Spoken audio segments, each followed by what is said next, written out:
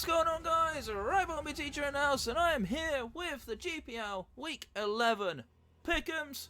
We're almost at the end of the regular season, and as always, I'm here with my Pickem crewmate, wTrancel. Say hi, man. Hey, how's it going? You just came from a beatdown. Yeah, I just came from wTrancel being a try-harding little bitch. If you haven't watched that on my channel, go watch it. But yeah, all memes aside, if you haven't seen these before, firstly, what's wrong with you? Secondly, as you can see on either side of me, there are two teams, either side of a match for a schedule, and wTrancel and I have a guess at who we think's going to win, and people flame us in Discord when we're wrong, right? But Yes, DJ. oh dear. Looking at you, DJ. But yeah. Anyway. Alright, but yeah. All jokes aside, let's look at match number 1. It's gonna be Krimpix sitting at the bottom of the league versus Denisio, who is fighting his way into the playoff spots. How do you see this one turning out? Well, I'd like to say that we have hope in Krimpix, but I feel like he's just gonna use the things that he's been slowly using, the whole thing with the trick room and the defensive Rhyperia. He goes back to those all the time, and I don't think they're that effective here. Yeah, that's the one problem I always see with Krimpix, is like, I want to back him, and I've backed him quite a long way into the season, but as the season's gone on, if there was like a graph going along, like, it would literally be like this, from my elbow being like the first stage of the season, and then my hand is like where it's at now. Like, it's been slowly dying for like so long that I just don't see a way that Krimpix wins. Alongside that though, even in this matchup, things like Mega Beedrill can really hit like a truck. It does outspeed pretty much everything that's not scarfed, or like a +1 Salamence is outspeeding Beedrill up, but it's got to get to +1. And he actually has to bring it and run Dragon Dance, which he seems to not run. He seems to be like running Special Draco Meteor. But yeah, which doesn't do anything to Finny. Salamence actually has a pretty terrible matchup in general. Combo beats it. Finny obviously takes it on pretty well. Even things like the X-Cloud can hit it pretty hard if it's not running a fighting type move. So there's a lot of things that Denisio has at his disposal that Krimpix just doesn't really have good answers for. But holy hell, Victini looks fun, but has to use it correctly. But holy crap, it looks pretty fun in this. Oh yeah, Victini's fun in general. A lot of people know this from previous seasons, but Victini's actually my favorite draft league Pokemon. And it's unsurprising as to why. It's incredibly versatile, does a lot of things, it's really strong. But you gotta be able to use it correctly. And that's the difference between me last season and Krimpix this season. I don't think Krimpix can use Victini as effectively as he should be able to. So yeah, I think it's fairly safe to say that we're both backing Denisio here. I'm gonna be I'm not crazy. I'm going with Victini. Well, you are crazy. You're also a try-harding little bitch, but yeah. Right. All right. You're not living that down, by the way. Just saying. Right. Oh, I know. All jokes aside. Right. Going into battle number 2 is going to be Rufo. Took a somewhat weird turn after his first game against Solo, who's in very fine form right now, having made 2 big upsets in a row. I'm fairly sure we're both comfortable with this one, and we think Solo is incredibly strong here. But at the same time, like, this is the problem I always see, is like, your Rufus team is incredibly bulky, and it's always a question of, can offense run through bulk? Obviously it ran through Crasher's defense, but Crasher's defense is not even as significantly strong as Rufus, if he runs fully defensive, like phasing like he's been doing before. But I feel like Solo, particularly Haxorus is one of those ones that is just so obnoxiously powerful. And he uses it incredibly well. We've seen 2 very big wins from Scarf Haxorus and a Dragon Dance and Sap. I like Mega Medicham a lot, especially if it runs Fire Punch. Fire Punch hits a lot of Rufus' team. But yeah, I also like his addition of Silvally. I like Silvally quite a lot. Hopefully we won't just see normal Silvally anymore. Well, thankfully you used Steel this week, so... Yeah, exactly. So, you know, we are seeing some different Silvallis, which is nice. But yeah, I really like Solo's matchup in general. I like his mechanics a lot more than Yurufa's. Yurufa had a disappointing couple of times, couple of sessions for me. But yeah. Yeah. Gonna have to go with Solo. Yeah, I'm gonna go just Solo in as general, well. and it's my boy, so. Yeah, exactly. I say that every week, but it's been working out for me quite well. Yeah, just a bit. So rude. On a tear. Right. Should have just built memes. Nah, I'm joking. Right. Next up is gonna be two very inconsistent players, I think it's fair to say. Sylvie versus Dizzy. Sylvie's on a hot loss streak, heading up on the positive momentum towards the bottom of the table. Lost a hell of a lot of differential in his last 4 matches, but did have a decent game this week, so could be an interesting turn for him. And Dizzy, we know he's very inconsistent. He'll play well one game and then throw the next 3. So, how do you see this one turning out? Well, I don't really want to see what happened last time happen again with the Kitar getting the Latios getting a 6-0 sweep with mono psychic against a team with a Titar. Yeah, I don't think that'll happen again. I don't think Dizzy's going to allow that. So I think the only change that's happened is Linoon and maybe something else. Linoon and Togekiss, because he had Sylveon on his team last time, if I remember correct. Linoon doesn't do too much. Especially with Gengar there. Like, yes, Linoon gets Bulu as well. Yeah. With the combination of grassy terrain. Stopping tantrums, doing nothing. Even at +6. Yeah. It does hit the Mega Aggron though, which is the other thing that's kind of interesting to me, is like there's Lando Eye there, which hits Mega Aggron pretty hard. Obviously Mega Aggron can run Ice Punch, but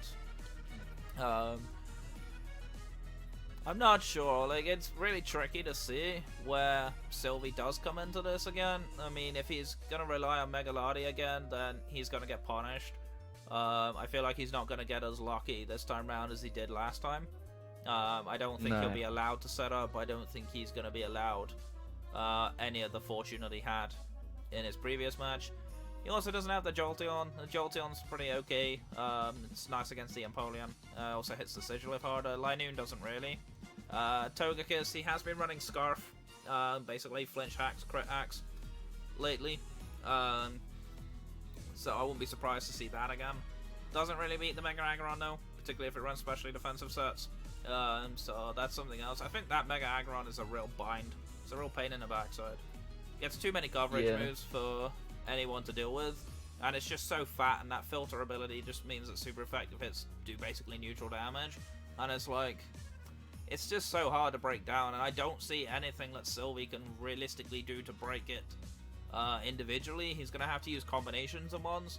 And given the somewhat lack of diversity in strategies that Sylvie uses, I'm not sure I can see it coming personally. I think he's just going to go for Carmine Mega Lati again because it worked for him last time.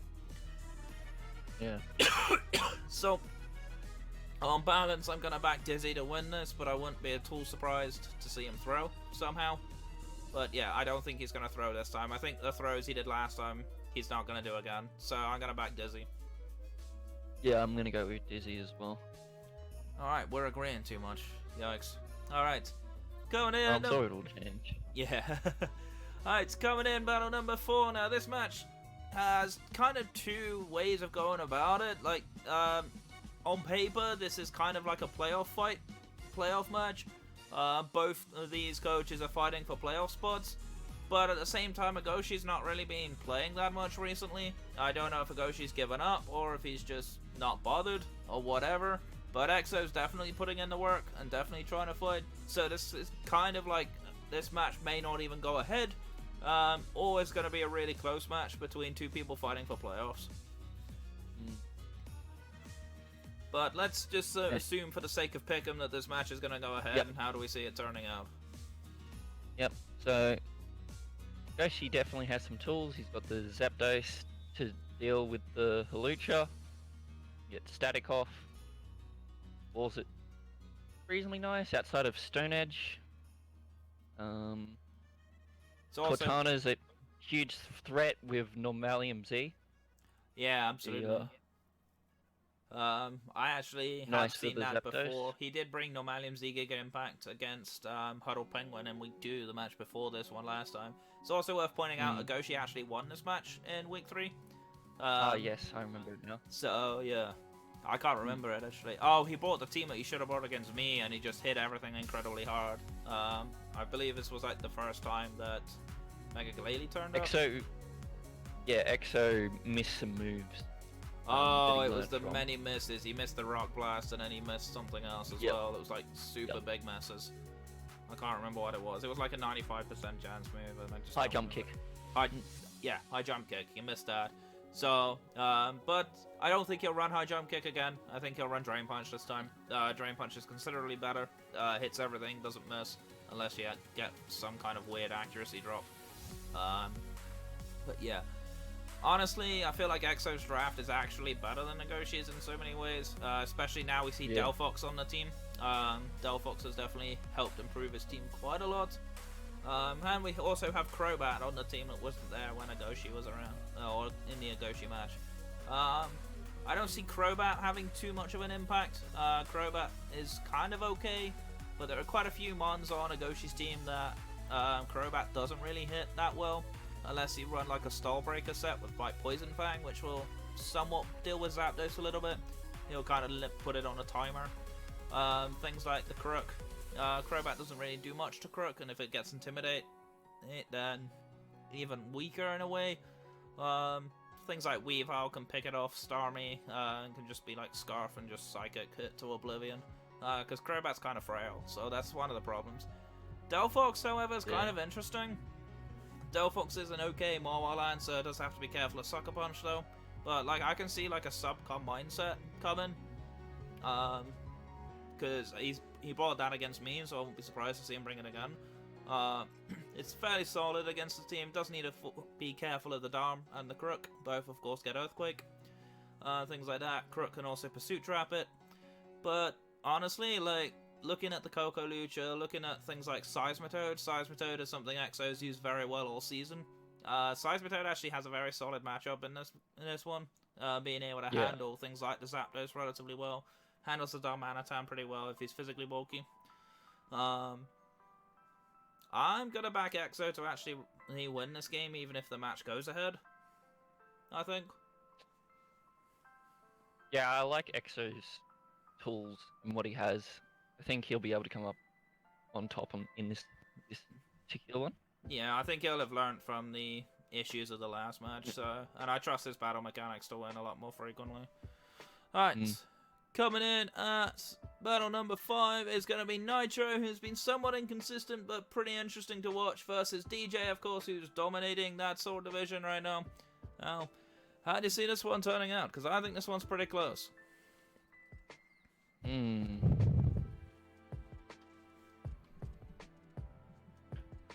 Well,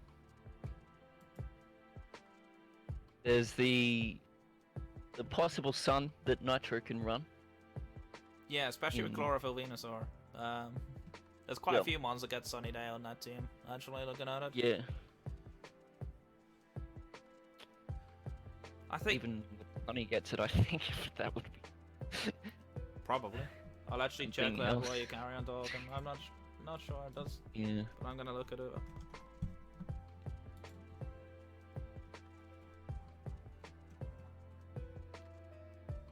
It does. It actually gets it. What the heck? But yeah, I know Blacephalon gets it. I can't remember how this went down last time. Obviously, it was a different coach. They've obviously played because it's week 11 game, but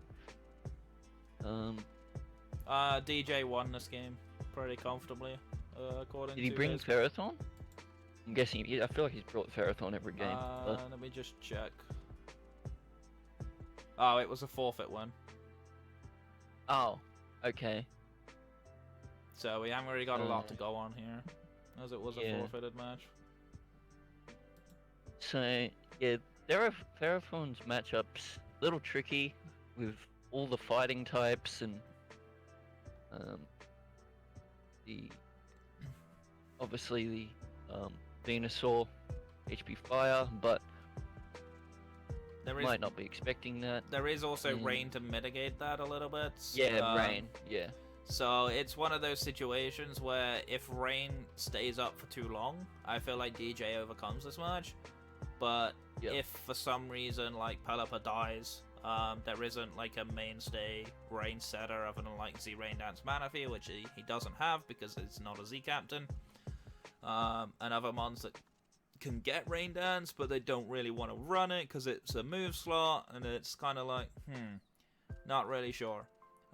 It's gonna be a question. Up with Swampert, but yeah, I've seen people run it. Yeah. Instead of Stealth Rock. Yeah. It's a tough one because I prefer Mega Lopunny to Mega Swampert personally, but the problem with Mega Lopunny here is that it doesn't really get a grass move to hit the Swampert unless you run Hidden Power Grass, but Mega Lopunny's special attack is like nothing. But it'll be interesting to see if he goes for like Hidden Power Grass Bucephalon again. Obviously he did use that against Dizzy, predicted the Grand Switch in and killed it, so that's something to bear in mind. But yeah, like there's quite a few tools at Nitro's disposal, but it's very much dependent on what DJ opts to bring. I like Conkeldurr quite a lot in this matchup. I've liked Conkeldurr for quite a lot of matchups in the season. I think it probably goes on the team. I could even see like a Guts set potentially coming. Certainly. Noivern as well. We haven't seen Noivern for a while. No, it's been a while. It has been a good while. When was the last time you brought Noivern? Let's see. It's in like week 6 or something. Yeah, it definitely feels like a long time ago. Let's see.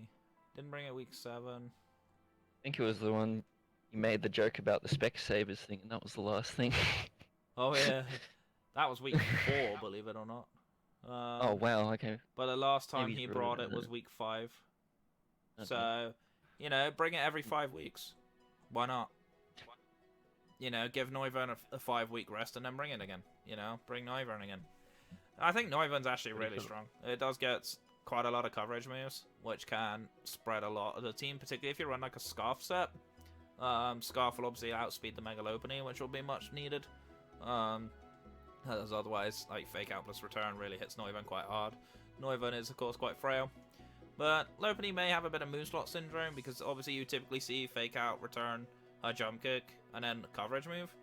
If you're assuming that coverage move might actually need to be Thunder Punch, because that will hit an awful lot of the team, then it's kind of going to have an issue, because you kind of want to run Ice Punch a little bit, maybe, for the Noivern. Thunder Punch.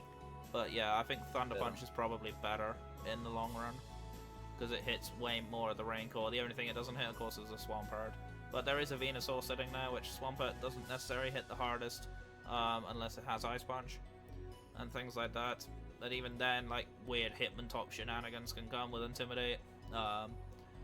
Things like Tauros also gets Intimidate. So, be interesting to see if Tauros ever comes to a game. I like Tauros. Tauros is an underrated mon in my opinion. But yeah, well, I was actually doing some testing with Solo for another game, and I brought it. Nice. In this week, so. Yeah, nice. So, yeah, looking at the matchup on balance, as much as I want to back Nitro so DJ can flame me again, I feel like I have to back DJ here just so that he celebrates for once that I'm actually backing him. Because normally I back him for an upset, but yeah.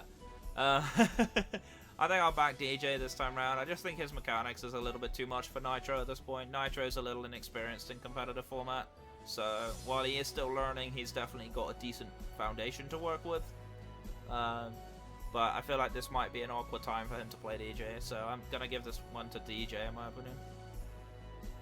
Yeah, I'm going with DJ as well. We're still not splitting. Damn it. I know. The only thing we're agreeing on is you're tryharding little bitch. Wait, what? Right, yeah. Never mind. Right, coming in battle number 6, it's going to be Pelly versus Crasher. I'm being a lot more excited to watch Pelly's matches recently, especially as he 6-0'd Yorufa, and then he had a rather unfortunate time last time out. But yeah, I really like what he's opting into. I like the changes he's made to his team after all that. Still unconvinced by Excadrill, but honestly, like the rest of his team, I'm kind of buying at this point. And Crasher, of course, his win streak finally got broken, so that's good to know for us. So, how do you see this one turning out? I actually like Pickerbolt here a lot. Especially with that Z move. Yeah. HP Ice for the Zygarde. Have to chip down Rotom a bit, but Just definitely looking at done. the last time this played.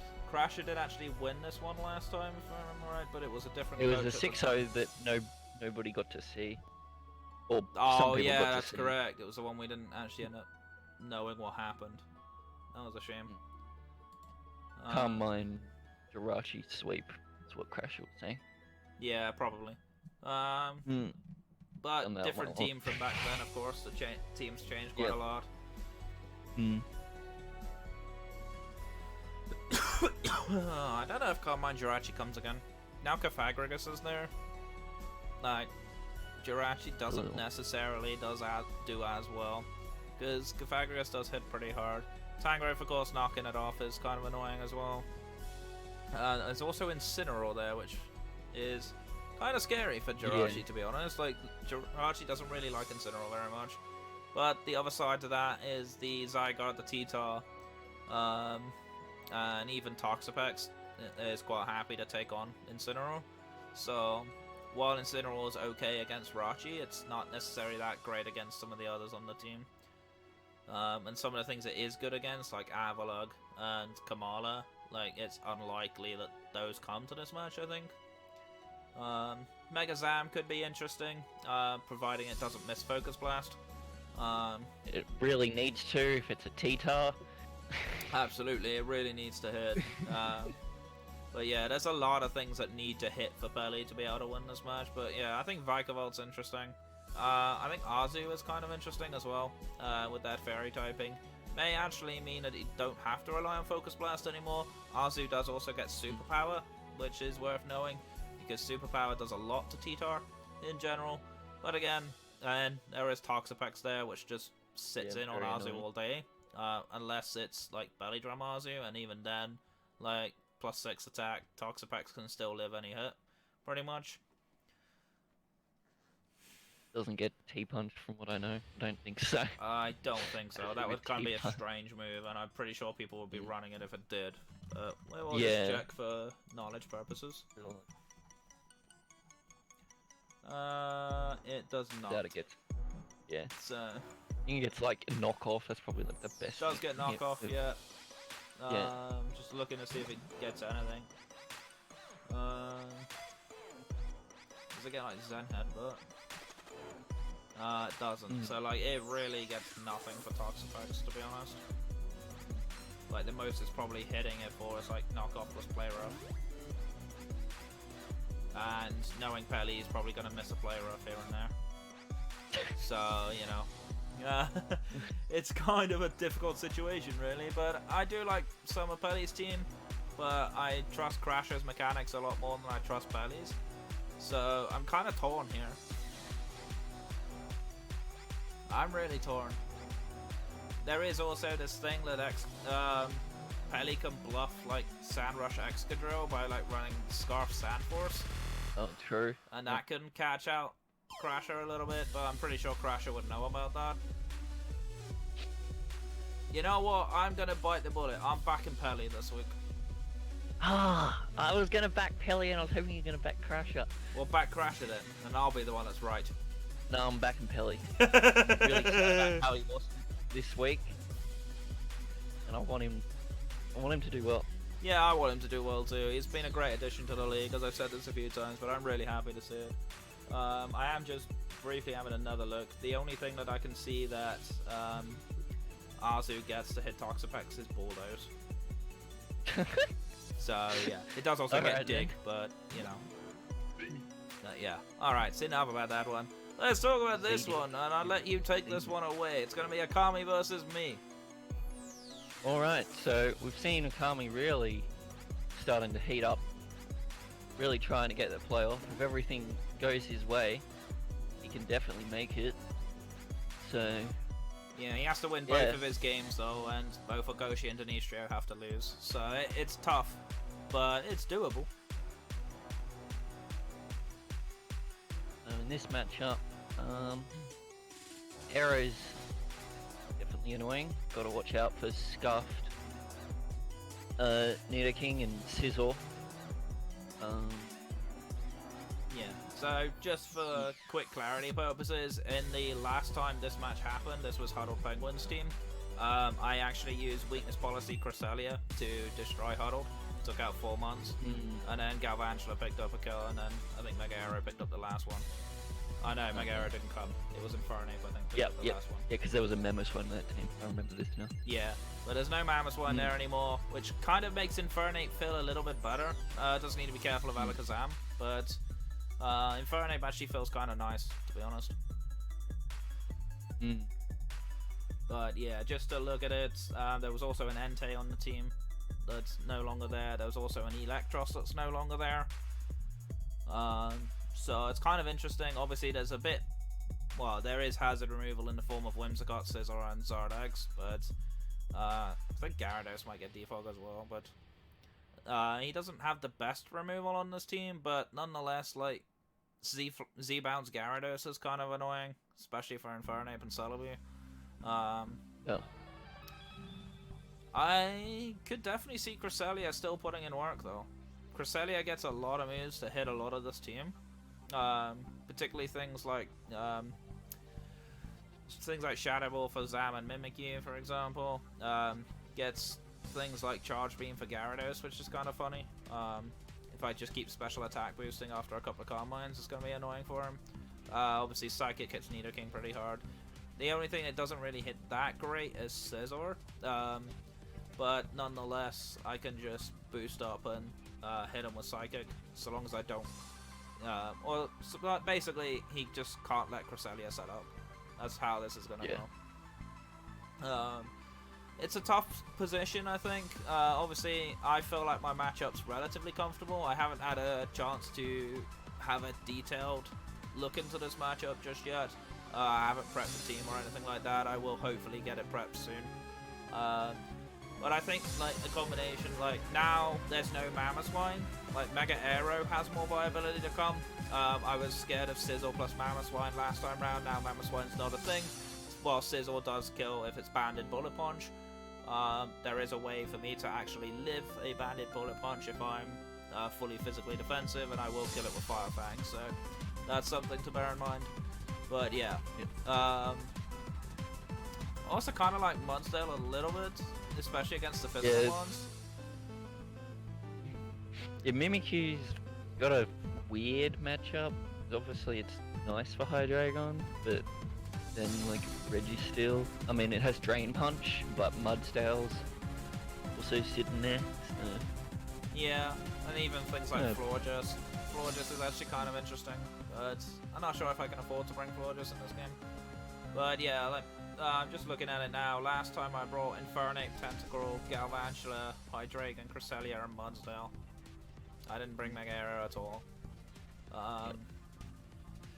I don't know. I feel like Akami is a very scary opponent. He's got a lot to offer. We've definitely seen very huge glimpses of what we can expect. I'm not going to spoil too much of the result for this week's match, but yeah. Or last week's match, I should say. But it was a really, really good match to watch, and it definitely showed that Akami's a force to be reckoned with, and this isn't going to be an easy game.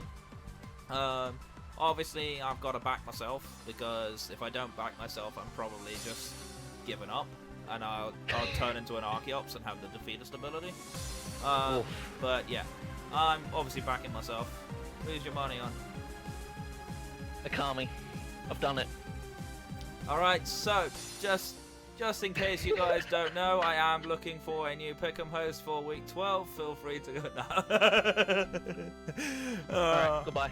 Yeah, see you later. Kick your out Discord. Nah, I'm joking. Right. Alright, last battle. I think it's the hype matchup for this week. It's going to be you versus Shadow. Shadow, of course, is in a bit of a losing streak at the moment, which is a little unfortunate. And, of course, you are annoying and you're a tryhard. I mean, wait, what? Yes. But, yeah. I pushed you with that, and now I'm pushing you with picking Akami. So. Yeah, I know, right? He's pushing just so mean to me, right?